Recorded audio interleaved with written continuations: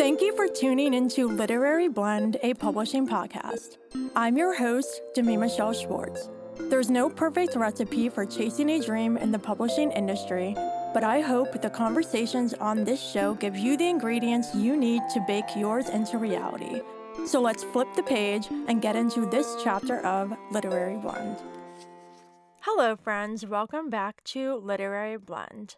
Today's chapter is called Realistic Expectations in the Publishing World. And joining me on the show to have a conversation covering this topic is Christina Dotson. Hey, Christina. Hey, Demi. How are you? Thanks for having me. I'm good. Oh, Thank you it's a so much. This delight is my having you. Yeah. my first podcast. Oh my goodness. Yay. I'm so excited. This is going to be fantastic. You actually suggested that we talk about realistic expectations. I'm really, really excited to get into that conversation. But first, I would love for you to share a little about yourself and your journey as an author so far. Well, I am from the bluegrass state of Kentucky. So I've been on my writing journey. It's been almost 20 years. It's been a long time. Um, my debut book comes out next year, spring summer, sorry. It's a thriller. It's called Love You to Death.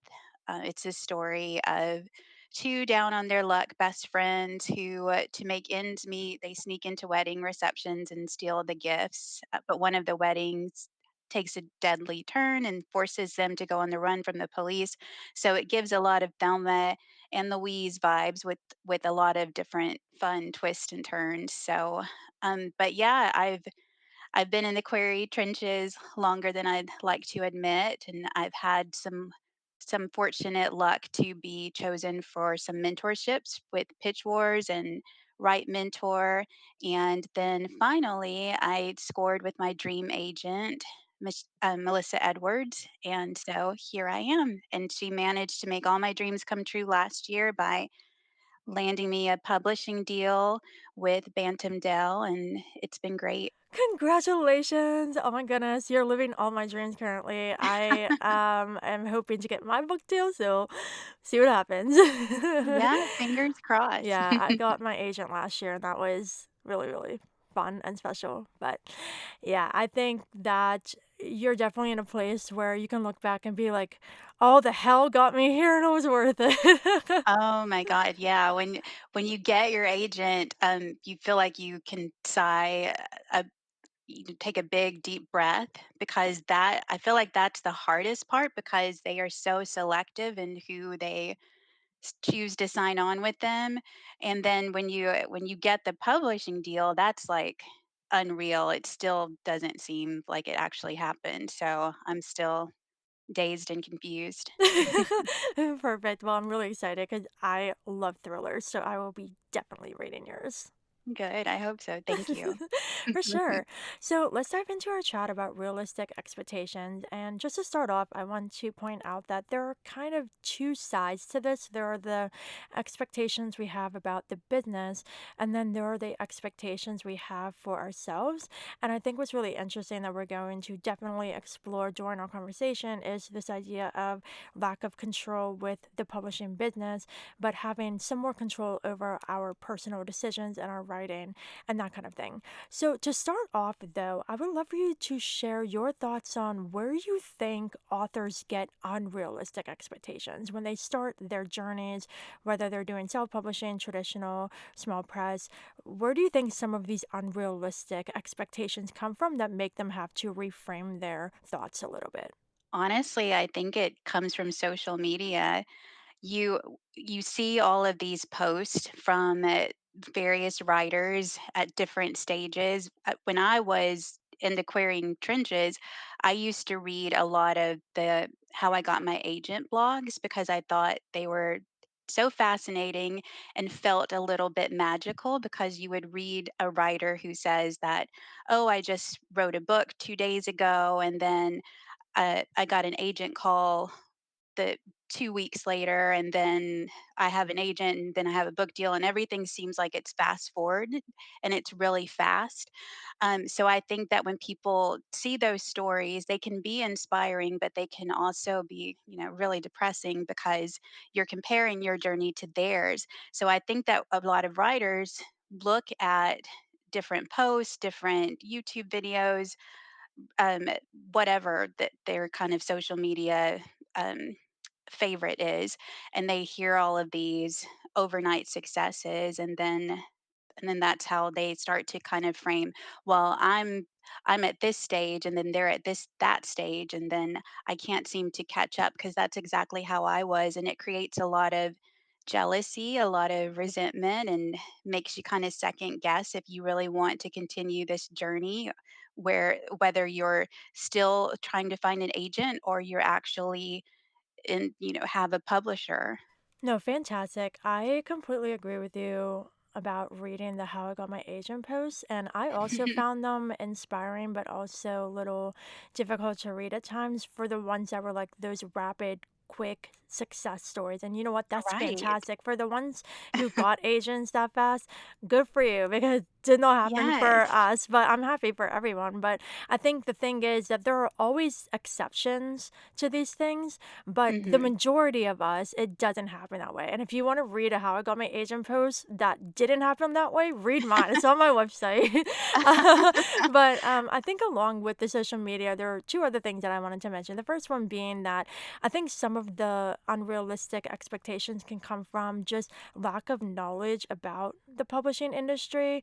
And Mhm. until you are in it and you realize how slow things move and the competition and how really nothing is guaranteed, and that even when you take steps forward and you get open doors, still nothing is Mhm. guaranteed. You know, like if you get an agent, you can't be sure that an editor will love it. And if an editor Right. loves it and it gets published, you can't be sure that readers are going to love it. And so there's a lot of Exactly. these things that are out of our control. And I think once you get into publishing and start to explore these aspects and get to know how the business works, because it is a business, then I think Mhm. that can help with reframing your mind a little bit to make you think more realistically about it. But do you have any more things to add about that point before I share the second thing I was going to mention?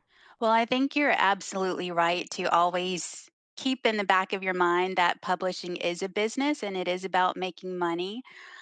So you can be the most talented writer in the world. Your books can be entertaining and beautiful and perfect, but that doesn't always mean that they're going to make it to the bestsellers list that we all aspire to be on. Like I said before, I was chosen to be a mentor or a mentee for in the Pitch Wars mentorship. This was back in 2018, and they Pitch Wars isn't around anymore, RIP, but it was a fantastic program, and people looked at that as the dream making kind of mentorship, because people had an expectation that if you were chosen, because there were so many people that apply to have a mentor, and then there's the big agent showcase, and people expected, oh well, I'm definitely going to score an agent because I'm in Pitch Wars. I had 8 agent requests, and nothing happened after that. So, and then you watch all of the people that are in your Pitch Wars class. So they all went on to have amazing writing careers, a lot of them, multiple book deals, agents, and you're just kind of sitting on the sidelines watching everyone, and it sucks and it hurts, because you built up this expectation in your mind based on the reputation that you were automatically going to get an agent and that you were going to get this big book deal, but it didn't happen like that. And here I am several years later, and I was still in the querying trenches, and it finally happened for me, but it didn't happen due to that. So, Right. yeah. Yeah, I think it's a really good point of just everybody's journey is different and Mhm. a certain credit doesn't guarantee anything. Like I have an MFA in writing public fiction that helped me with Mhm. my craft, but I didn't get an agent because I had an MFA. There are so many incredible writers who don't have degrees in writing, and that's perfectly Mhm. fine. There are writers who have not won awards for like other submissions that they've done or Mhm. been included in mentorships. And, like everyone's path is different. And so I think it's really good to remember that. And this is a transition into the second point I wanted to make about unrealistic expectations coming sometimes from the authors that we idolized growing up. I don't know about Oh, you, yes. but man, like the Divergent series, Harry Potter, Twilight, The Hunger Games, Percy Jackson, like Mhm. all these series that blew up to have like TV and film adaptations. And like growing up, I like idolized these authors. Like they're magical and they got these crazy book deals and now they have these movies and TV shows for their books, Theme and parks. that's gonna be me one day. And Yeah. like once you get into it, it could happen. And that's the thing, I think when it gets into those kind of things, there's a distinction between expectations and dreams. You can definitely dream for those things, but there's a difference between your big dream as an author and realistic expectations, so you don't get disappointed if you get a book deal and it doesn't get a massive film adaptation. Right. That's so funny. I was thinking about that earlier, just about because again, when I was querying agents and you would read all about famous writers, Stephen King, J.K. Rowling, and look at how they would post things about, oh well, J.K. She had 12 rejections and then now she's a billionaire. Like 12 rejections. I have like probably 1,000. So, it's just such a small number, and it's just like, wow, that seems like a shot in the dark and crazy. And I'm never going to get there because I've already surpassed 12 rejections with my books. But yeah, you're completely right. They always say to like, don't compare your book to it's going to be the next Harry Potter or whatever, because those are such huge, like impossible feats that they would be absolutely wonderful, a writer's dream to reach, but we have to kind of start where we are and take those steps and just hope for the best. But I never ever want anyone to stop dreaming, because I mean my Twitter handle has bestseller in it because I So have good. yeah, it's never far from my thoughts. I've been dreaming of being a best-selling author probably since I was 10 years old. So, but I understand too, I have a book that's coming out next year, and I'm not the most savvy social media person, and most writers are, I'm an introvert. Oh So yeah, yep, yep. speaking publicly and doing all this promotional stuff, that's gonna be rough. But, it's all for the sale of the book, and hopefully it sells well. But if it doesn't, I mean, you put out a good product and you you hope for the best. But Right. I think if you kind of make your expectations realistic, you're not going to be as disappointed, because you might look at someone else that scored a movie deal right away, and then you're still waiting on yours, or they've managed to get a starred review, and you didn't. So they always say keep your eyes on your own paper, but I know that's easier said than done. Yeah. Yeah. No, for sure. And you know what? I think it's really great how you mention the whole like introvert thing because I am too, but literally, look at you rocking this so far. This is your first podcast that you've been on. And I think like just from experience too, like being in the music industry, like when I started doing interviews and stuff for my music, I was like totally out of my element. Now they're like so fun. Like someone tells me, "Do you want to do an interview?" Like, yes, please send me the link. I will be there. Like it's Oh, really wow. fun to like talk about your things and like share your experiences. So I think you'll move past the fear factor at some point Mhm. and really enjoy it because it happened for me. And I like the other thing too you said about not setting your expectations so high that you're disappointed. And going off of that, I think if you have realistic expectations and the bar is set lower, whenever these big things do happen, I think you can enjoy them more because you weren't expecting them to happen. And a perfect example for this with my music was last year I got nominated for music awards, and I did in Oh my 2022 as well. gosh. Yeah, so in 2022 I got nominated for music awards, and I went to a award show in Nashville. I didn't win, but like just getting nominated was really, really Yes. huge. Last year I got nominated for two different award shows. I had like 8 nominations across the two, and I went to both of them actually, but I actually won Album of the Year, the Bronze Award at one of them. And I was not Demi, oh my expecting gosh. this at all, and it was just a thing where I went for the experience of meeting my artist friends and, like, making industry connections and doing a whole super fun, like, red carpet event thing. It was really fun, and I went, like, just appreciating that I was there, not expecting to win that. So, like, when I won, my face, like, I had mascara all over my face. I just started weeping, literally. And I didn't even plan an acceptance speech because, again, I didn't expect to win. And, like, Oh, that's a perfect wow. example of, like, not expecting something and then just really being shocked and surprised by it. So, like, in the book world, too, if you have realistic expectations, whenever you get those unexpected experiences, I feel like it's Mhm. more special and you can enjoy them more. Oh, 100%. I always wondered when people go up on stage to accept awards and they're like, I wasn't expecting it, if it's real, but clearly it is. And that's so awesome that that happened for you. Thank you. Thank you Congratulations. so much. Wow.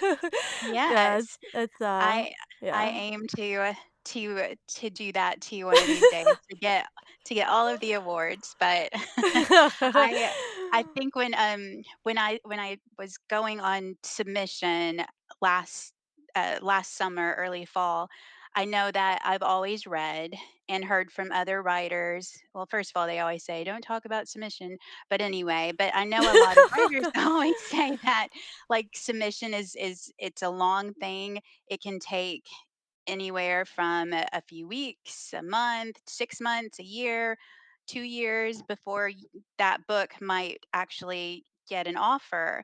And so I went into submission with that expectation. I did not want to set myself up like, oh, well, someone's going to immediately grab my book. But you know what happened, Demi? It's very strange.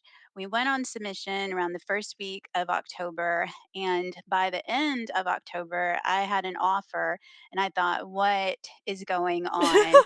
Like, like, and then like things just started happening. It's like the offers and then the actual signing of the deal. And I'm like, what is like how is this my life? So yeah, it was very strange. Like it happened so fast. And I ended up signing with Sydney Collins. She's my editor, and she was amazing. We talked on the we had a video call, and she really I really feel like I connected with her. She really understood my vision for my book, and I liked the things that she was suggesting. So yeah, it was crazy, but just like your well, it doesn't compare to, like, winning an award, like, that's amazing, multiple awards, but the fact that I was very surprised and just pinching myself that anyone was like, an actual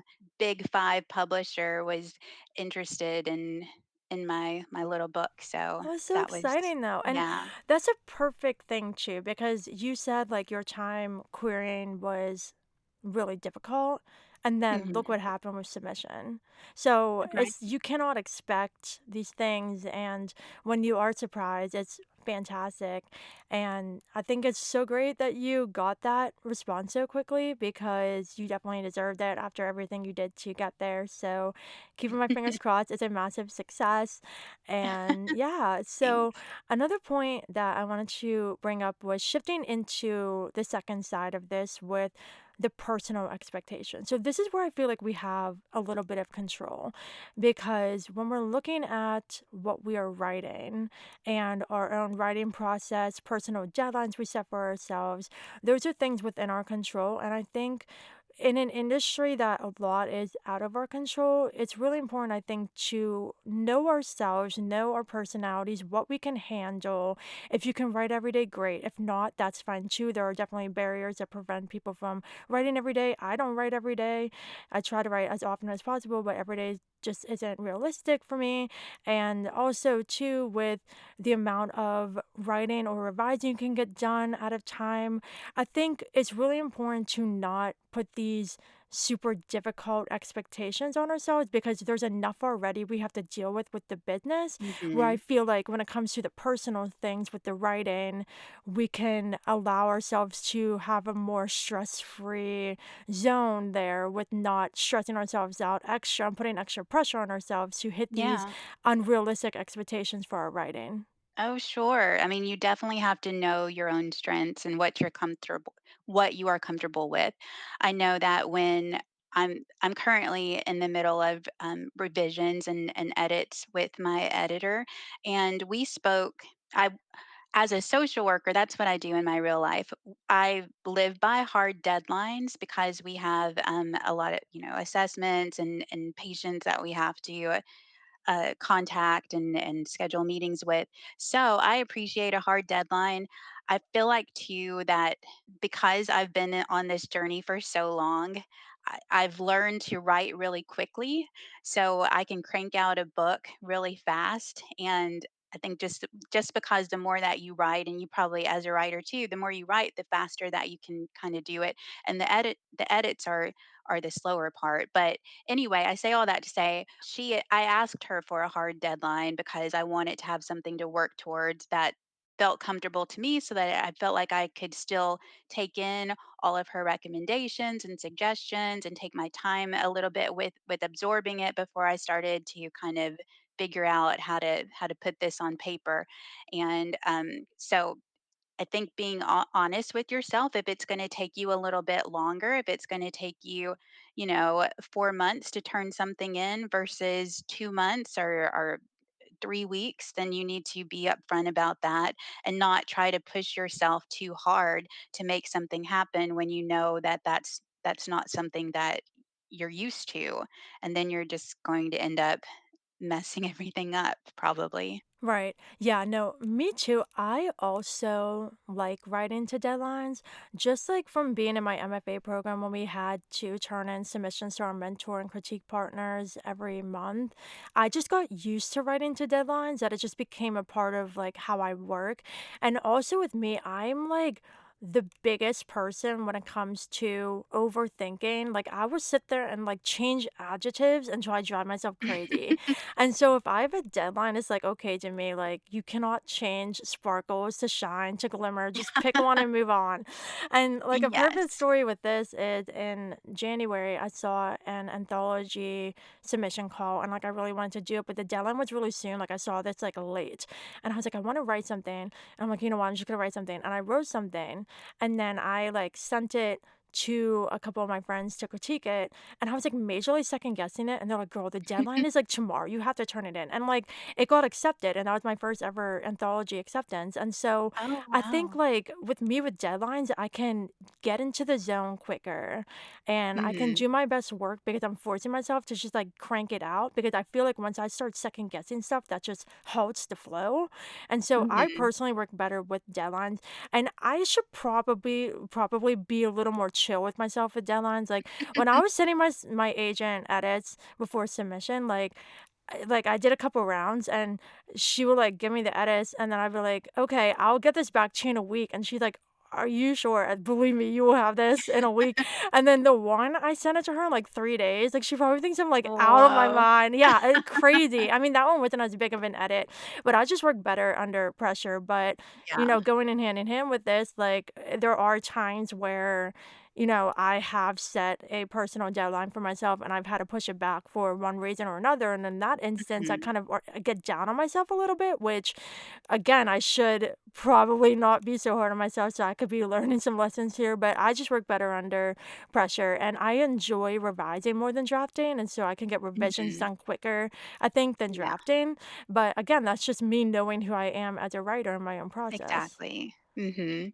You know, what you're good at and what some things that you might suck a little bit at, but all in all, you always have to give yourself grace even if you miss a deadline or don't do something that you had hoped to do or that you had set out to do because we all I mean we all fall from time to time, and we all have to take care of ourselves, and so that's always important.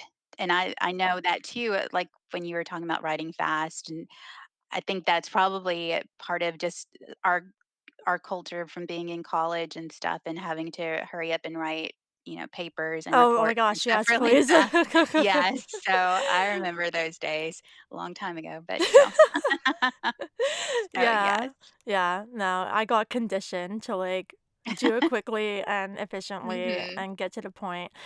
Right. But yeah, so Christina, I can't believe it, but we are reaching the end of our chat. This Oh, are flew we? by. It Oh, was it really so did. perfect. Oh my goodness.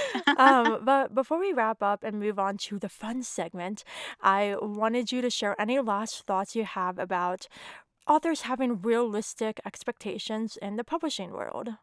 Well, again, give yourself lots of grace. Take care of yourself. In social work, we always preach self-care, so that falls over into every category of life. Keep your eyes on your own paper. Try not to compare yourself to other people because, as we said earlier, every person's journey is different. Their journey is theirs, yours is yours, but everyone eventually gets there at their own pace. And then sometimes it's good to take a social media cleanse just because it can get overwhelming reading about deals and I don't know. People going vague all the time. Yes, and it can really play on your, make you self-conscious and sad sometimes, and then people are just annoying and mean sometimes Oh, on yeah. social media. So it's always good to take a break from time to time and just, read a book. Oh my god, that's perfect. Just go read a book, literally. Yes. Literally, I think, like, just stop at the hot takes and just course and just go read a book. Right. Oh, Exactly. man. Oh my gosh. Well, this has been a fantastic conversation. It was a total joy having you on the show, but this brings us to the plot twist. Uh-oh. So, Uh-oh. so I'm going to ask you a question you could have never seen coming, and I always try to make these wild and, like, somehow related to either the guest or the topic or something, and I've a super unhinged one for you. So are you ready? Oh god. I think so. So this is how my brain works, but when I first read your last name, I saw like dot, and I'm thinking, okay, dots, okay. So I'm thinking patterns. So what I'm gonna do is give you two genres, and I want you to tell me what pattern best represents the genre. Okay. So what pattern best represents thriller, and which one best represents science fiction? Thriller, I think stripes because they involve murder usually, well always, and then jail. So stripes. Oh, so Um good. Oh. and then science fiction, I guess polka dots because I think of outer space and I think of aliens and I don't know, that just pops into my mind. So I will say polka dots. Oh, I love it. Yeah, all the dots, all the stars, the Yes. planets, all the Oh, things. that sounds better. I'll take that one. The stars? Stars? No, like the planets and Planet, the yeah. stars. That's good. Well, I think, like, that can be the dots, cause like, when you look at it from a distance, like, you can't make out Mhm. what it is, so it kinda is polka dots in the sky. Perfect. That's so funny. Was that it? That's a very unique question. Like, I don't know how you came up with that. Literally, all of them were like this is, like, such a fun part of the show because they're just so random, and it's so great too because if somebody would pop one of these on me, I don't know if I could give a solid answer, and everybody's answers have been, like, golden, and it's been super fun. Oh my That's goodness. really clever and creative. I love it. Awesome. Well, where could you share where everyone can find you online and check out your book when it comes out? Well, so my Twitter or X or whatever it's called now is bestseller 1980. And then Instagram, I just joined Instagram last December. I'm not very good at it. I think I have like 75 followers, but I'll it's follow you. Christina Dotson Writes. So all one word. Yay, fantastic. So, everyone, stay tuned because Christina will be dropping book news eventually, and I cannot wait to grab my copy of your book. So, thank you so much again for joining me on the show for this fantastic conversation. Thank you for having me. It was fun. Yeah, it definitely was. And listeners, that is a wrap on this chapter of Literary Blend with Christina, all about realistic expectations in the publishing world. If you enjoyed our conversation, please consider leaving Literary Blend a review and giving it 5 stars to help others just like you discover it. Also, if you have friends in the publishing industry you think would enjoy the show as well, please pass it along to them. Thank you for listening, and until we flip to the next chapter, happy reading and writing.